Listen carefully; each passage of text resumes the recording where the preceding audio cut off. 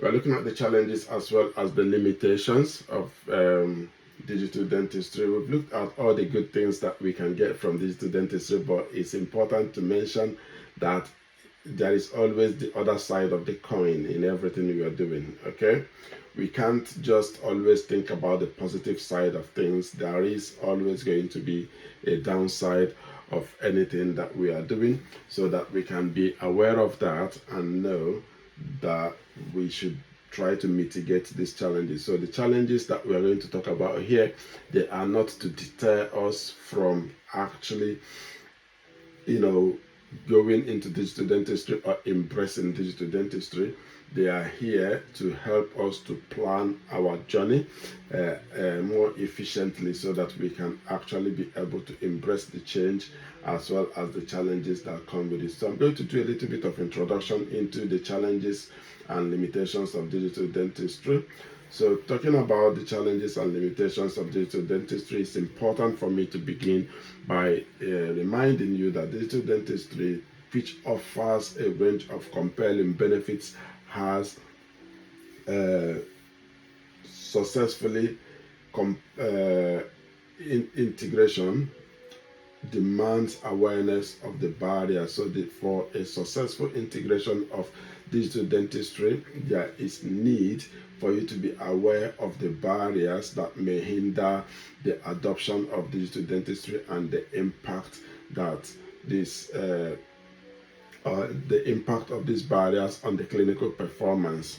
Okay, so it's important for us to be aware of this. So what we are doing now is to create awareness of the barriers to the utilization of digital dentistry and the embracing of digital dentistry that are out there, which we should be aware of. Okay, so these limitations, they span across technical.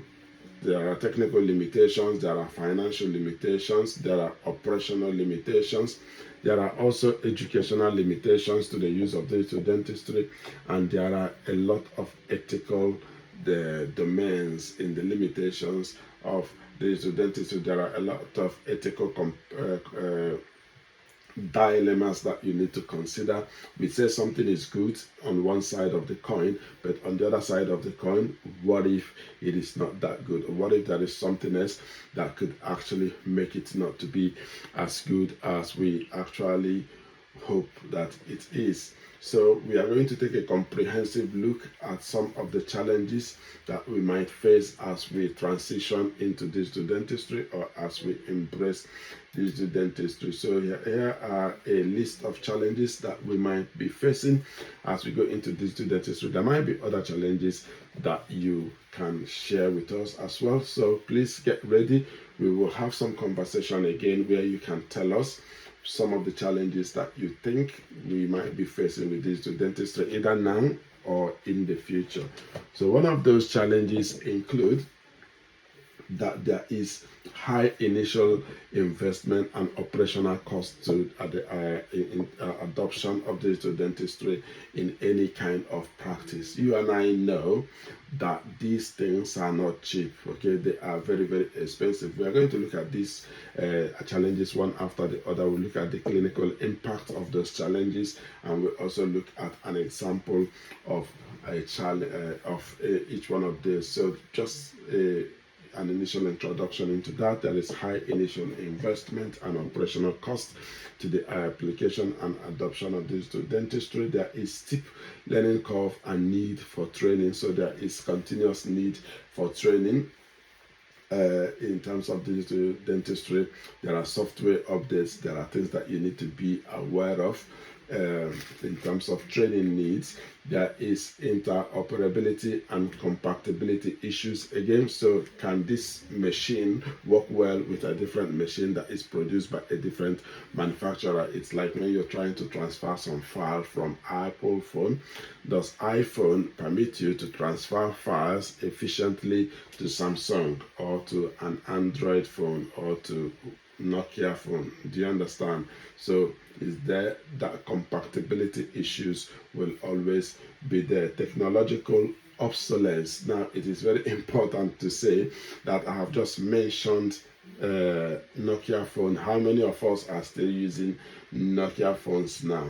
Okay, so imagine if someone started using mobile phones and the first phone that you used was Nokia. In fact, I believe that the first phone I used was Nokia 3310.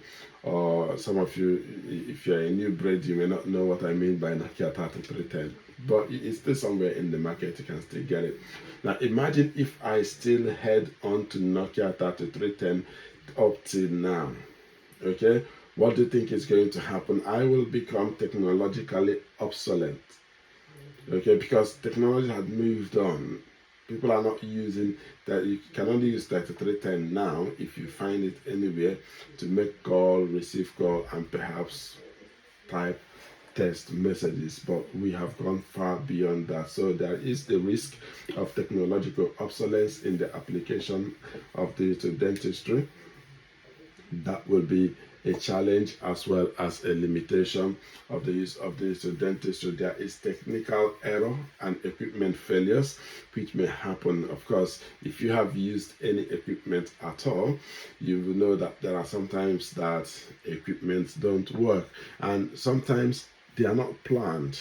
Okay, the technical failure might not be a planned technical failure or anything like that.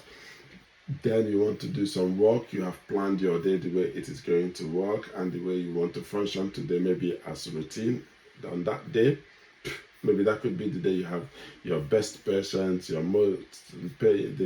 best paying patients, or the highest number of patients, and your technology or your equipment refuse to work on the day. What are you going to do? You will be stranded, and there are problems that will arise from there. There is an issue of data security and privacy concerns that also arise when you are integrating digital dentistry into your dental clinical practice or laboratory work. So you need to think about data security and privacy.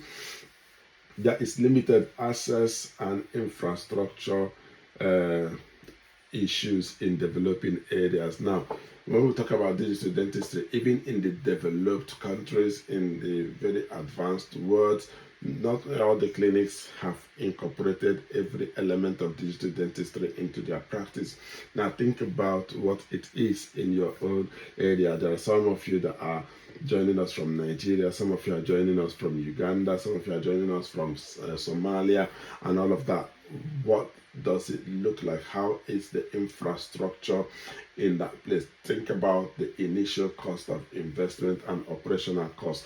Do you think that the practice you work in can actually bring out $20,000 to $50,000 to invest in some form of technology for your own clinic? Is that possible? So think about those things. There is infrastructural limitations in developing areas and in rural places. There is ethical dilemmas and over reliance on technology. Okay, I was having a conversation in a session yesterday, and someone did say that a recent analysis has shown that the use of ChatGPT, generative AI, is reducing our own intelligence. Okay, that it's making people to become less intelligent. That dependent on Gen AI is making us less intelligent, and that person is not far from telling the truth. Think about the use of calculators, and one person used that as an example as well. He said that when he was young, the person speaking now is a little bit older. So he said that when he was young, that there was no calculator, so they had to memorize the times tables, and I did that as well when I was in school. In the early years of my education, we had to memorize the times table, the 2 times table, the 3 times table, the 4 times table, up to at least the 10 times table, and all of that. Does any child know today what a times table is? No one knows that.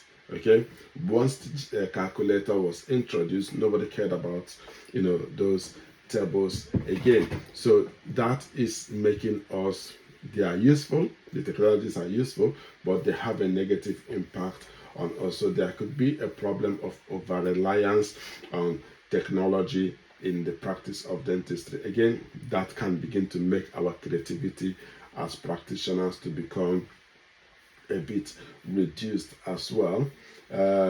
So we've talked about resistance to change and cultural barriers as well. So in terms of trying to initiate and incorporate the use of digital dentistry in a dental clinical practice or in your dental laboratory, there might be some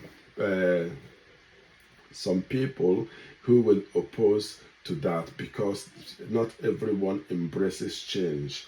Okay, so you might have to go through that process of meeting people that are resistant to change. And you can imagine if it is the people who are supposed to make the initial investment into the introduction of digital dentistry in your clinical practice that are the people that are resistant to that change. You can see that you are actually heading for a difficult ride with that technological integration into your practice. Now, there are other aspects relating to legal regulations and insurance limitations. Okay, I don't know for those of you that are joining us from different parts of the world, like in Nigeria and Somalia and Uganda and all of that. I don't know how many of you have indemnity in your practice. In the UK, there is what we call indemnity. If you look at the General Dental Council regulations,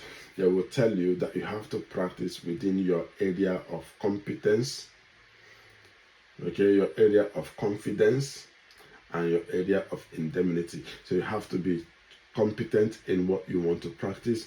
You have to be confident in your ability to do that, and you also have to be indemnified to do that, meaning you have to have some form of insurance that protects you should something go wrong in your doing that. How many of us in Nigeria practice with insurance? How many of us here, is there any person here that you have insurance cover for your practice? Anyone? No. Okay. So you see, so there are. Oh yes, you have insurance. Okay, that's interesting. We'll come to that. We'll listen to you and see how what we can learn from that. Okay. Do you understand what we are saying? So that's just to tell us, just to give a list of the areas of limitations and challenges. So we are going to now take these limitations and challenges one after the other and then try to understand them a bit more, to what extent these limitations and challenges can impact our clinical practice, and also look at some example of that limitations and challenges. So the first one we are going to look at now will be the cost implication of the use of digital dentistry. If you look at that diagram there, that chart here, it says it shows you an image that tells the chart there shows you that as our 2024 digital dentistry market, okay, that is the global markets. It holds a global market size of $6.8 billion. Okay, so there's a market size of $6.8 billion that has gone into digital dentistry market. So this tells you that it's a huge cost.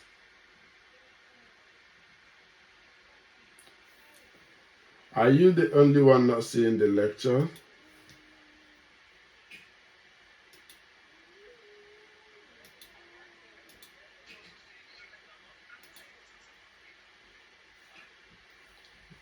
And you all kept quiet.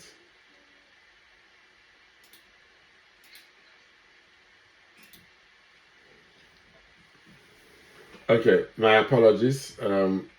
I think there was an interruption there that stopped you from seeing the screen. Thank you for mentioning that. So, so I'm talking about the high cost, the cost implication of digital dentistry. So already there is over almost $7 billion worth of market value of digital dentistry. This is what people are already investing into digital dentistry. So when we talk about digital dentistry, this is just as recently as 2024 data. Okay, so this is not a joke. There's quite a lot of money, a lot of investment that has gone into digital dentistry. And if you look at the chart here, you can see that a greater percentage of this investment has come from dental clinics and hospitals. Okay, A lesser percentage here have come from dental laboratories, and the rest from other unspecified sources of investment into digital dentistry. Okay, so we say that digital dentistry, the dental equipment, is very expensive. Think about it. Which one? Intraoral scanners. You can get some intraoral scanners for as high as, £10,000, $10,000, $12,000, 11, 20, depending on the brand that you are looking at. There are quite a lot of money going into it. From the intraoral scanners to the milling machines, the CVCT, they are very, very expensive. I don't know how many clinics in Nigeria have CVCT. Is there any person here from Nigeria that in your clinic you have the CVCT machine? Is there anyone that have the CVCT machine in your clinic in Nigeria? No? What about Uganda, Somalia?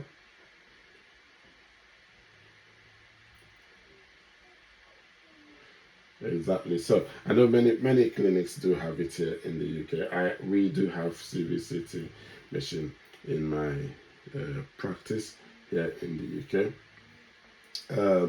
So there's a lot of places where you cannot find it. What about the 3D printers? Have you got 3D printers? Is it popular? A few clinics might have it. Okay. So these machines are quite expensive. There is significant startup cost of fully integrating the using an integrated digital workflow in your place of work. It is very expensive at the beginning, the initial cost, and here we say that the initial cost in terms of the purchase of the scanners, the printer, the CVCT, you are looking at anything between $30,000 to $150,000 and endlessly above that. So that's a huge investment. There are some of us practicing in a clinic that the entire value of the place that we are practicing is not up to $30,000. Okay, if we are to sell everything that is in the clinic that you're practicing, do you think everything there will be up to $150,000 US dollars? Probably not. So imagine now demanding from your employers that they should have this digital integration into your workflow, and the digital integration is going to cost $150,000 US dollars. They probably would become resistant to change. Okay, then once you begin to get those, you talk about software licensing and updates. Again, some of these software licensing and updates, for instance, the ones that we get with our phones, we might get them free of charge as integrated with the phones.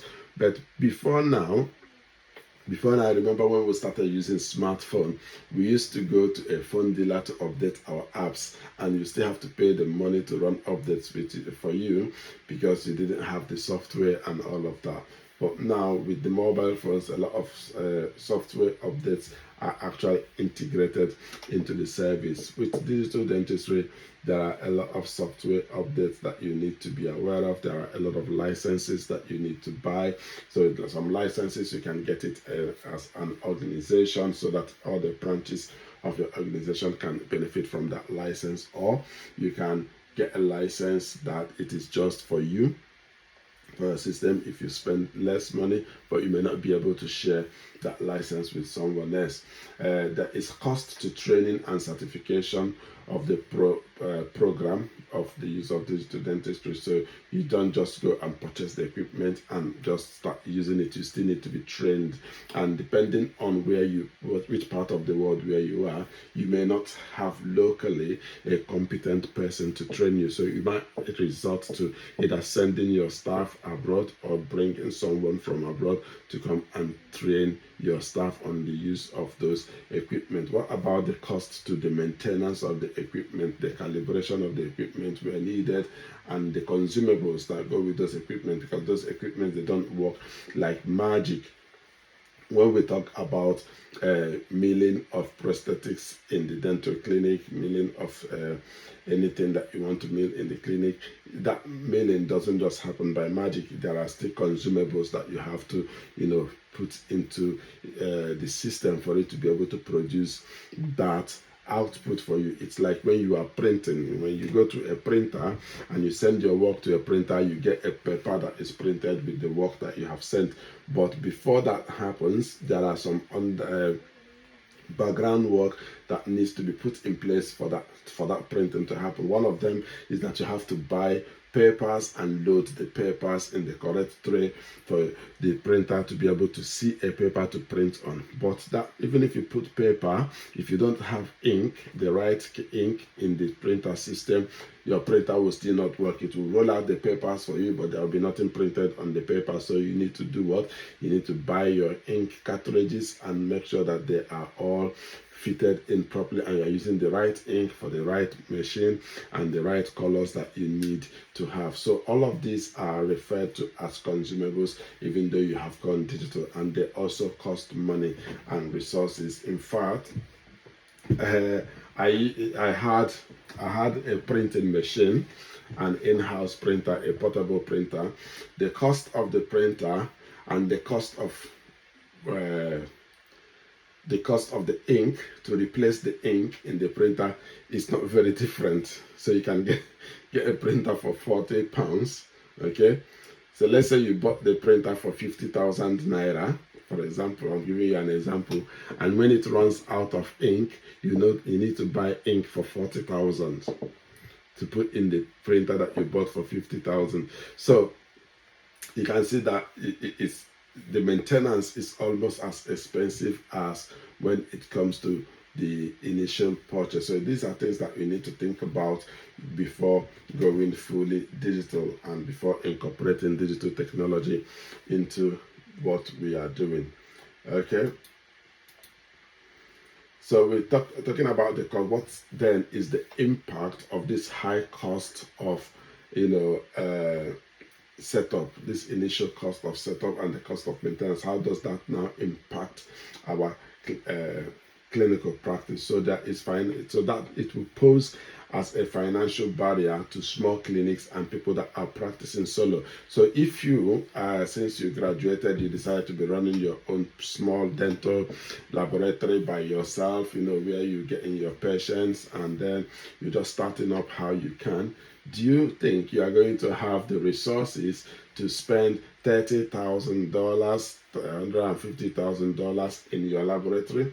You probably don't have that kind of money. And if someone gave it to you, you probably will begin to think of other things other than buying it for your practice. So for smaller clinics and people that are working in solo, then it becomes a problem for them to be able to afford that. So that has a negative impact on their practice. Also, there is long time for return on investment. So again, what you have to think while we're thinking digital, there is also the business side of the practice. In fact, I had a conversation with someone here recently, and he was saying that in the UK, we were making a comparison between medical practice and dental practice, and she was saying that dental practice in the UK is more business oriented than medical practice, because if you're a medical doctor in the UK, you're more likely going to work for the NHS.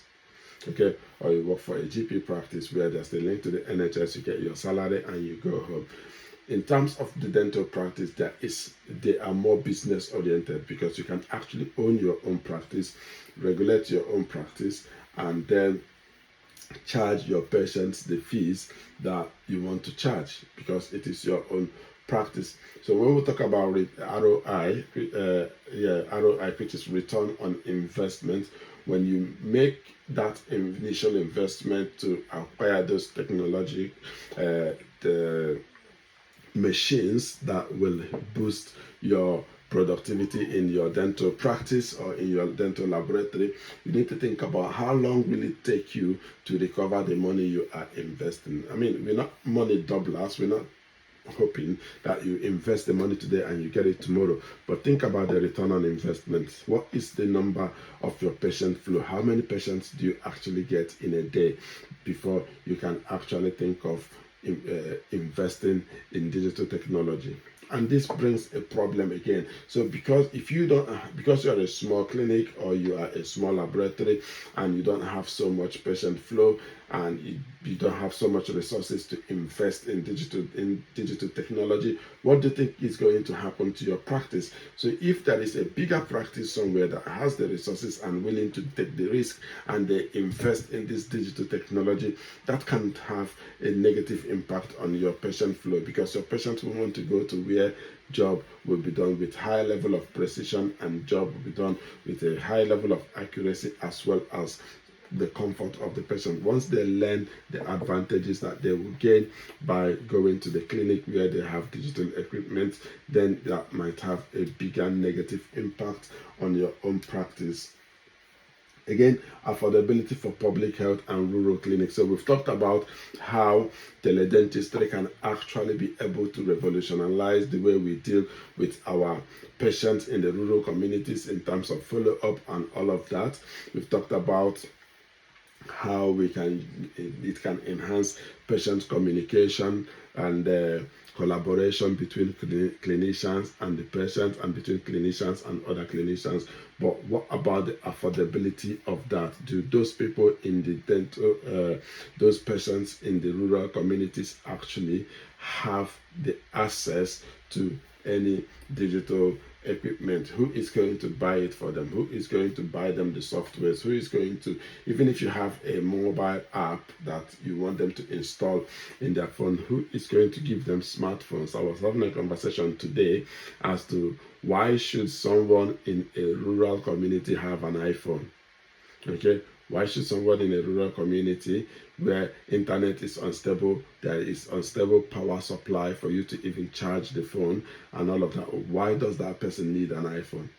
So these are the barriers again that you think, and the negative impact it will have. Yes, we've looked at the advantages of using digital technology in the rural communities, but what about the affordability of that? One example is that a clinic may hesitate to invest $100,000 in a computer-aided design and computer-aided manufacturing system without the assurance of the consistent demand of same-day crowns. So for instance, this CADs and CAMs are actually there to print, crowns very efficiently and very fast. So before you actually invest in that kind of technology, you need to ask yourself, how many patients do I get in a day that are asking for crown?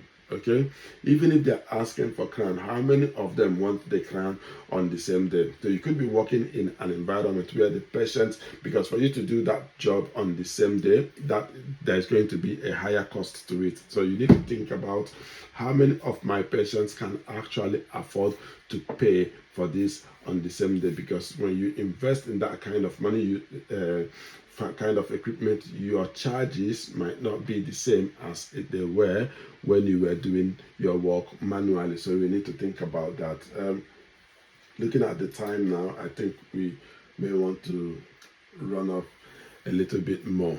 Okay, so let's think about the learning curve for the application of digital dentistry, which can form another barrier to us incorporating digital dentistry into our practices. So digital systems will require new technical skills. So most of us are trained in our dental schools, in our dental practices where we are now in our laboratories, on how to do manual work. Okay, everything we are doing is manually operated. So once we decide to go digital, there is going to be need to upskill ourselves to be able to learn the technical skills to function and practice with those machineries that we are bringing. Even if it is intraoral scanners, you still need to learn how to use them, and you don't just go and do it by trial and error. You need to be taught on how to do it. So many clinicians and staff will, specifically those of them in using analog method to practice, will struggle to actually learn the digital workflow and how they can actually be part of it, and they may find it overwhelming to adapt from one aspect of things. Imagine a dental technologist that has been practicing for the past 25 years, 30 years, and you want them to go from what they have been used to, that is all their life they know. You want them to go from that to doing something else, which is promising to do all of this magic and all these fantasies. Then you see that there is going to be a kind of struggle. Even if they are willing, do they have the technical skills to actually learn how to use that? So the key issues that you might find with this include that learning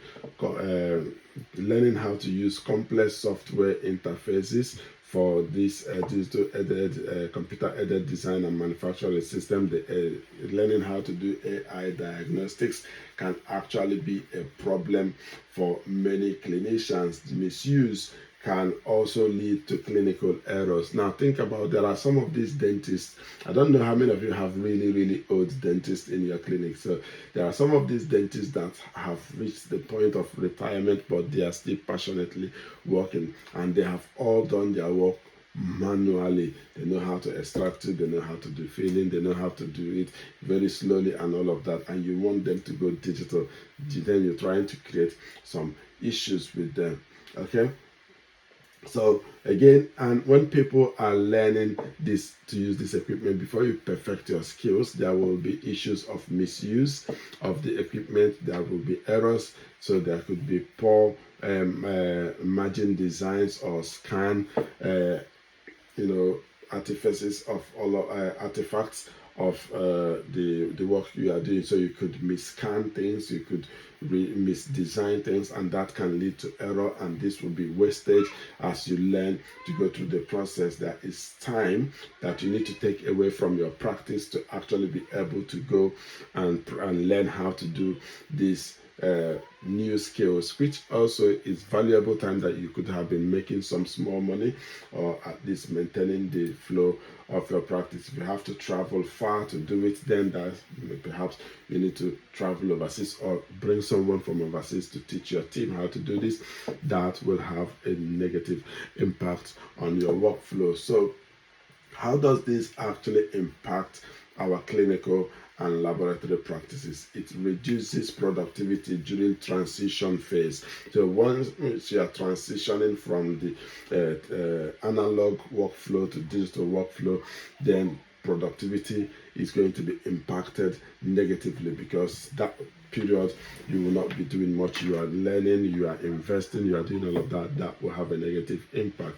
There is also opportunity or possibility of frustration and resistance among the dental team. Like I have said, there are people will get frustrated with the system if the system is not working perfectly, because they are still learning how to use it. They will get frustrated. Some people might even kick against it completely and not want to be part of that upgrade.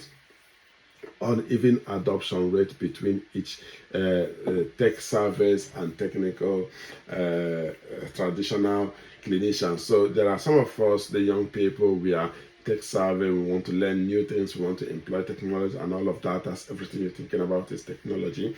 And then there are some other older clinicians that you might be working with that are so very slowly still dealing with their manual way of clinical practice. Then you begin to have a clash between them, because now you are willing to learn this and they are not coming up and all of that. So there is going to be that divide, technological divide between the clinicians. Okay, so one example of this is that a clinician trained in traditional impression method may take months to become proficient in using intraoral scanners and digital design tools. Okay, so that is one example of that. Let's look at this chart here. I found this chart that illustrates how the changes have been incorporated into digital dentistry between 2015 and 2019. You can see that in the laboratory use of 3D printers, in 2015 there was up to 16% Okay, 16% adoption of laboratory use of 3D printers by 2019. It has grown up to 28%. Okay, laboratory use of digital design softwares 51% in 2015 and 57% in 2019. The laboratory use of CAD/CAM system by 2015, there were 58%, and by 2019 there was up to 60% of that. So you can see the level of adoption. Some of it is quite slowly happening and all of that. So this is penetration of digital technologies for US dental laboratories. Okay, so use this to think about in your own system. How long do you think it is going to take you to make any improvement in your system if you are to introduce digital technologies in your practice? Okay.